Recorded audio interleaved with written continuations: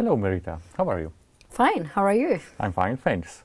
Welcome in Poland. As I heard, you are first time in our beautiful country. As I imagine that it is also extraordinary event for you, just like for us. It's a good example of a Polish and Albanian cooperation. Can you briefly introduce yourself to our audience? Hello to everyone. I am Professor Merita Dollma. I work as a lecturer and researcher at University of Tirana, Department of Geography. My field of research is natural and cultural heritage and promotion. And this is my first time in Poland. I'm very happy to be here. So, welcome in this country. According to your briefly introduction, I have one important question in my opinion. You are the professor of geography, so you are a geographer. Why geography? Why did geography steal your heart? Well, since my childhood, I always loved to travel. I always have been a traveler. I went to the mountain with my brothers, I went to the hills, everywhere. I love nature, I love to travel. But it happened occasionally I ended up studying geography, but I fall in love with geography. And here I am. Do you like what you do? I do. In general, I like to love what I do. And working in the field of geography, it's wonderful. I mean, you go to nature, you also have to know different cultures, but not only this, you also have to learn technology and you have to be updated with the technology of today. So it's very, very interesting, I guess. It is quite interesting what you said, that you must update your knowledge, you must upload some new technologies. We live in the modern and very interesting time. It's the time of the new revolutions, the ideal new form of the cifral internet revolutions. So, in your opinion, how much does modern technology impact on what you do, on your work? It has a strong impact, in fact, because I study heritage, natural and cultural heritage, but the goal is to promote this heritage. So the means we as geographers have to promote is to create maps, interactive maps, to connect databases with these interactive maps, and to make them public, to put in the service of the information of the public. So technology is very important. In our case, these are the softwares that help us a lot in cartography to make digital maps and databases like MapInfo, ArcInfo, ArcGIS, different versions that we use to create databases and interactive maps. You are a geographer. But according to your articles, your books which you publish, you are also deal with such aspects like natural national heritage of Albania. That is also what the scientific project is devoted to. Can you, Professor, describe the sense of the research and the projects in which you will involve? Yes, as I said, my expertise is heritage, and I have visited, studied and researched about different areas of Albania. For example, the topics of my research and my papers that I have published are the canyons of Albania, waterfalls of Albania, national parks, caves, Albanian caves, medicinal and aromatic plants in Albania. So I have researched and worked and published papers about them. And these are, I think, in the function of informing as well the public. They are not only scientific, I mean, using different methodologies that we use, including also digital maps, but they are also very important for the public. And this is the goal, one of the goals that I have in my research, is to put them, this information, this scientific-based information, in function of informing the public. For example, tourism. Tourism needs a lot of scientific-based information. Tourists today, they have a lot of requests. They just don't go to make a picture, but they want to understand what they are seeing. And this kind of information the researchers can give. I mean, they can give the right information if they go in front of a cave or in front of a canyon. They want to know how this canyon is formed. What are the geological values, geomorphological values, aesthetic values? So all these things can come from researchers like I do and other colleagues of mine as well do. Thank you. Thank you for this information. During the last days, you showed to the students from the Academy of Social and Media Culture, but also to the pupils on one of the high school in Toruń, how beautiful is Albania. So maybe it will be a good point to interest this country with the Polish people, but also to find some scientists which will be interesting to, for example, move your projects, your idea into a Polish area. Do you think that your projects, what you do in Albania, can be interesting for scientific and researchers here in Poland? This is a very good question.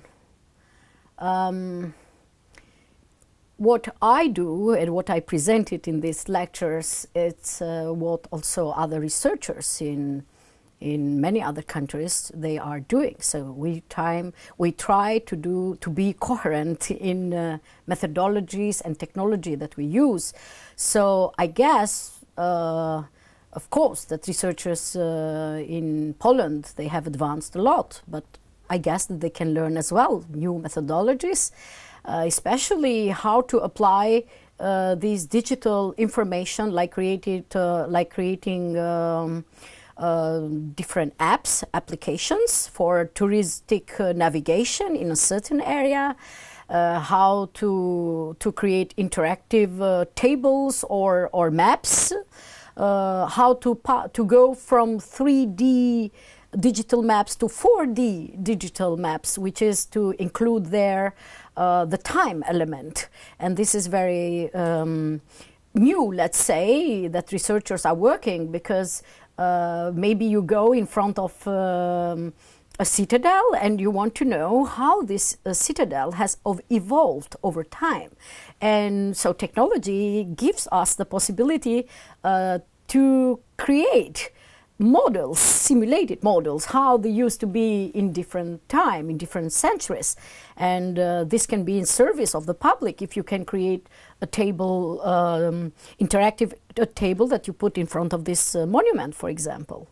So I think it's very, very, there are things that we can exchange with each other. I bring some new methodologies that I use, but I also learn from researchers and lecturers from Poland. Thank you. Let's hope that will be a good cooperation, a good beginning for the future cooperation, more deep and more fruitful to both of our countries. I have another question, rather from your private opinion. Have you ever been in Poland? No, this is the first time. During this few days after your beginning of this trip, I always asked about the freshness effect of this first contact with other culture, countries, peoples. What impressed you during this visit?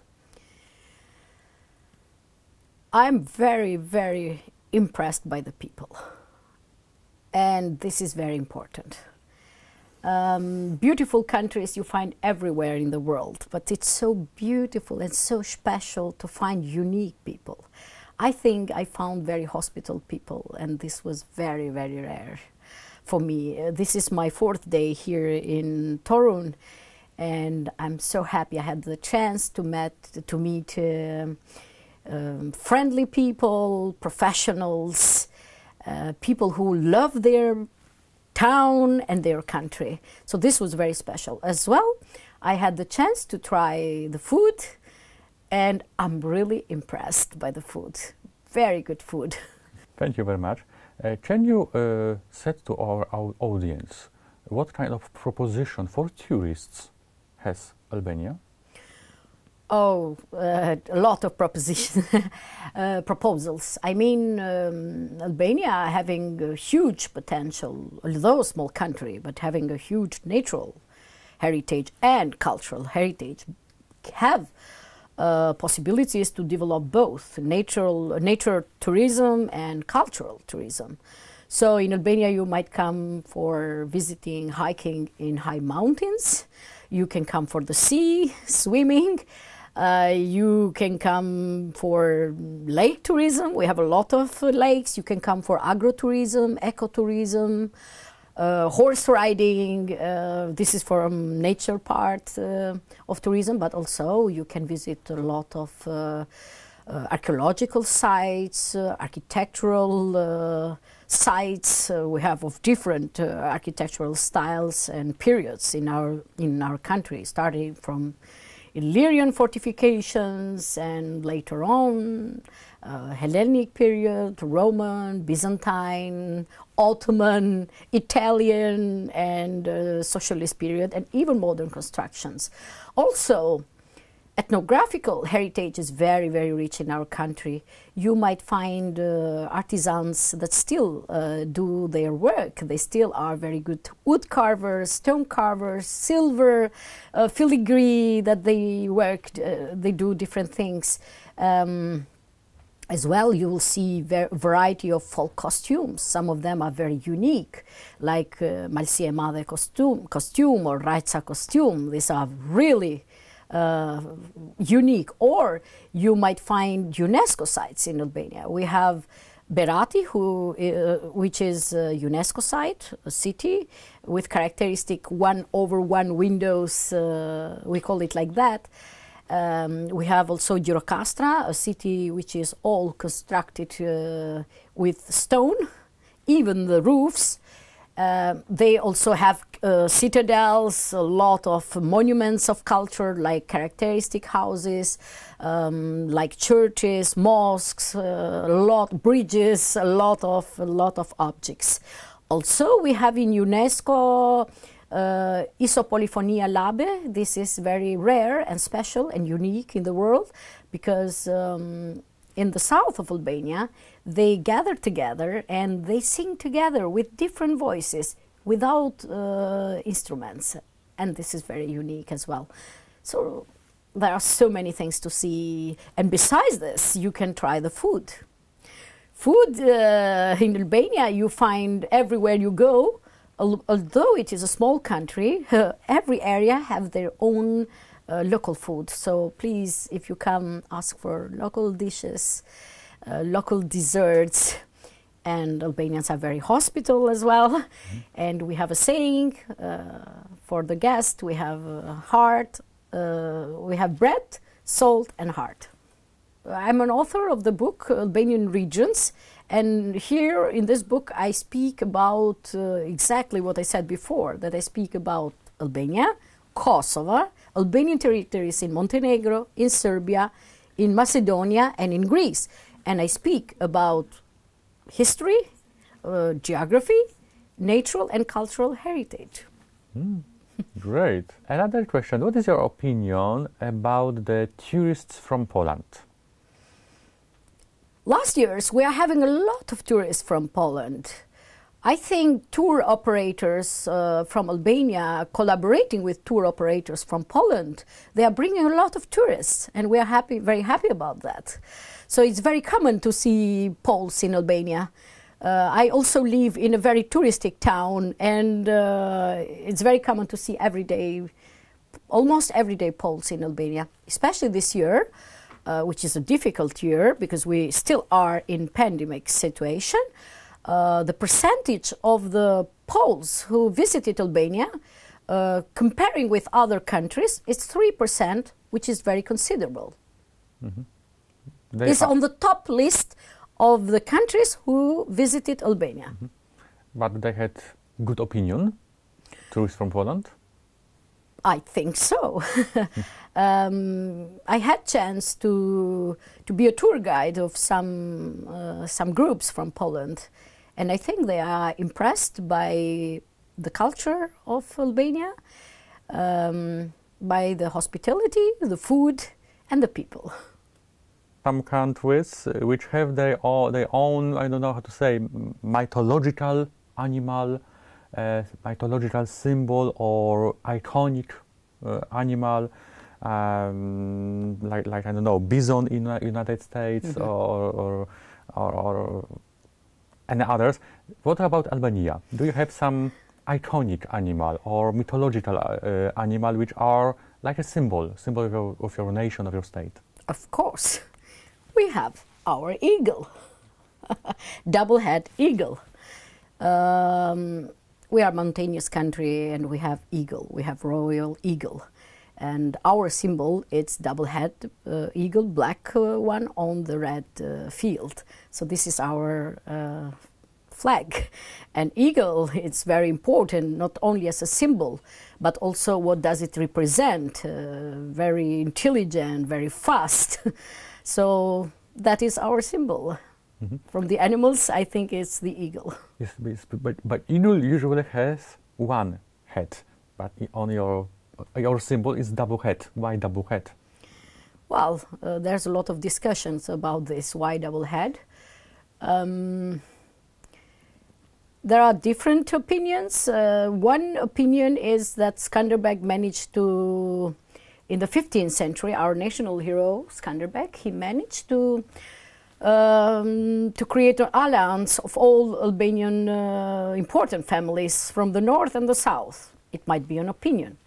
But maybe, I guess, this is even older. I guess this is connected with Byzantine period. And Byzantine period in Albania has been very long. So, to my opinion, it is related to the Byzantine period. By many, many years, from the last, I think, century, we heard a lot about some problems between nations and countries on the Balkan area. So Albania had some neighbors. What about the relations with the neighbors? There are good, there are bad, there are some problems. Even from the diplomatic point of view, Albania always is for peace in the Balkan, and we support any agreement that makes market economy more open in the Balkan, through the Balkan countries. And we are, I think, a very peaceful factor in Balkan. So with all neighbors you have a good relations, there are no problems with border or something like that? Of course, but the curiosity for you is that our neighbors are, in a way, we share borders with our own territories. Because you know, in 1913, at the conference of the ambassadors, almost half of the Albanian territory was given to our neighbors. So, in a way, there live Albanian population. They continue to live Albanian population in their own territories. So we share borders practically with Albanian territories and Albanian population. This is for Montenegro, this is Kosovo, which is completely Albanian territory and Albanian population. Albanian territories in western part of North Macedonia, and Albanian territories in Greece. So there is no any movements, political parties in Albania which said we had to move our borders because it is natural and we have to do it. There is no such thinking even. That's a very good question. No. We see the future of Balkan, we see in European Union. And if there is any unification, that's going to be inside European Union. So, of course, we respect the current borders and all the states, neighbor countries. So definitely there is no any either diplomatic or political movement to create, let's say, the ethnic Albania. But we believe that the unification of the Albanians will be in EU. Thank you. We live in a very interesting time. A lot of people migrate to another country or just return to their homeland. What about in Albania? Well, there's a huge problem with migration at all. Migration, it's a big problem for Albania. Since we changed the system in 1991, You know, the big migration, massive migration of Albanians who went mainly to Greece and to Italy. But this phenomena continues. Of course, not in the same level that it used to be 10 first years, but still it's a plague for our society. The economical status of Albania is developing country, so low-income country, and we have a high level of unemployment, and especially the young people, when they finish university, they prefer to emigrate, either to Italy, Germany, or Greece, or USA, or England, or to Canada as well. So I guess migration, it's a big issue in Albania that the government needs really to address with relevant policies. We need to stop this phenomena. Because we are having brain drain. We are having the intellectuals and the young age people that they are leaving the country. And definitely we need to address this topic. Great, thank you very much. Your visit to Poland is also thankfully to the cooperation between the Academy of Social Media Culture and the University of Tirana. So, of course, many of our audience are students. Can you say something about the possibility to, for example, study process in Albania, in Tirana, in your university? That's a good question too. One of the goals of this Erasmus Plus program is not only to have mobility with staff, but also to induce mobility of the students. And during my lectures and other social interaction with students, here in Torun, I had the possibility to see their interest, and they like to come even as visitors, but maybe they can come for a master degree in Albania or for a PhD.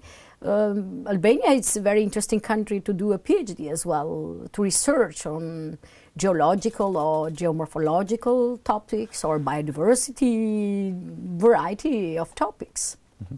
Can you say something about more about the University of Tirana, about the study program, study offer, what kind of the faculties are in this university, which are the biggest in your country?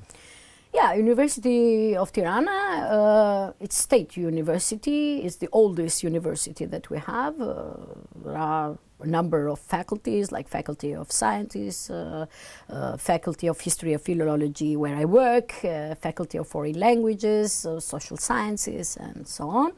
It's an important university in Albania, and this is expressed as well at the high number of students that choose our students, that in a way reflect also the quality of teaching in this university. Of course, we apply bachelor program, master program, and PhD programs.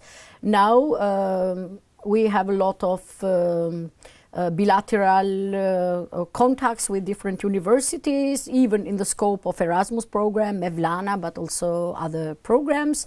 So we exchange a lot of staff and students. A lot of Albanian students go everywhere in Europe to study, and the opposite. I mean, also foreign students are preferring Germans, Italians to come and to make maybe a short period or a semester to study in Albania.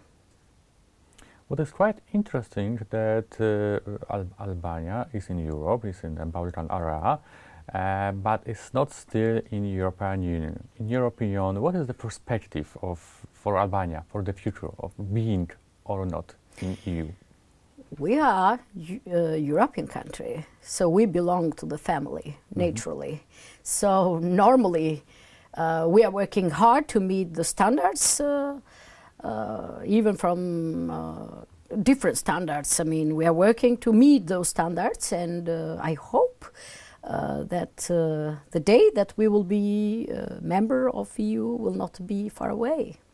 I'm very optimistic about that. Albanians deserve, they are Europeans, they deserve to be in this big family, and benefit from all benefits that have being in this big family, big market, and so on. One of the very important questions which many times we hear here in Poland, but also in other EU member states, is the problem of the protection of the climate, the problem of the environmental, for example, the problem of the prices, because a lot of factories produce a lot of CO2, which are very, very dangerous for the climate and very dangerous for environmental. Here in the European Union, we had a lot of rules, a lot of acts of European Parliament, European Commission, and many others. But Albania is not inside of EU, so you have your own law system. How it look like? Do you have the same problem with the prices, with the problem of protecting the earth, the climate, or you use different form to protect it, not only the law, but also a little different? Thank you for the question. Albania is a candidate of EU, so that means we need to meet a lot of standards of European Union. We have a lot of environmental problems. Mainly we have the problem for the treatment of the solid waste and the treatment of wastewater. Also we have other environmental problems like air pollution or soil pollution. Depends, especially in big cities we are having the problem of air pollution. And we have water pollution problem, especially in some certain areas. Of course, I can't deny that we are working to address these problems, but still there is a long way to go, because we need to make some big investments, strategic investments. We need to have solid waste treatment plants. We need to have wastewater treatment plants. We don't have a big industry to produce of production in Albania that I can say that we pollute the air, but the main source of air pollution are the cars, the old cars. So I think this is another problem that we need to address. They have already, we practice some taxes, like taxes of environmental taxes, or a tax it's for the petrol that we use. These are at the moment the taxes that we use, but slowly this thing it's gonna change, so we will have more attention to the environment and invest in this direction. Thank you very much. One of the bridges which create a stable connection between Albania and Poland, for example, but in general with EU, is Erasmus Plus program. Can you say about your private opinion about this program, Erasmus Plus? I am one of those staff persons who has profited a lot from this program. I think it's an incredible program, and thanks to this program, a lot of, including myself, have moved to different universities and different countries. And mobilities are very important, because meeting directly and exchanging knowledge and experience is very important. It's one of the goals, main goal of this Erasmus is exactly this. I mean, to meet researchers and to meet students and to learn different methodologies, technologies, knowledge, level of education, improve for the students the level of English.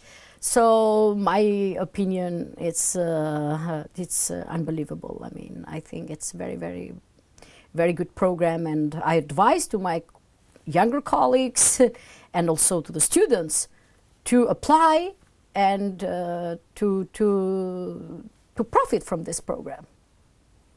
If you will have possibility to return to Poland next year in March, April or May, thanks to Erasmus Plus program, and see again Toruń and our college, you will choose this opportunity? I would definitely come back with pleasure. Springtime will be also a better time to see Toruń and the surrounding area. But more important than that, I would, by the experience, extraordinary experience that I had, I would definitely choose Academy of Social and Media Culture. it was an unbelievable experience for me. Thank you very much. Thanks a lot for having me here. Thank you very much for these kind words. Thank you very much. Thank you.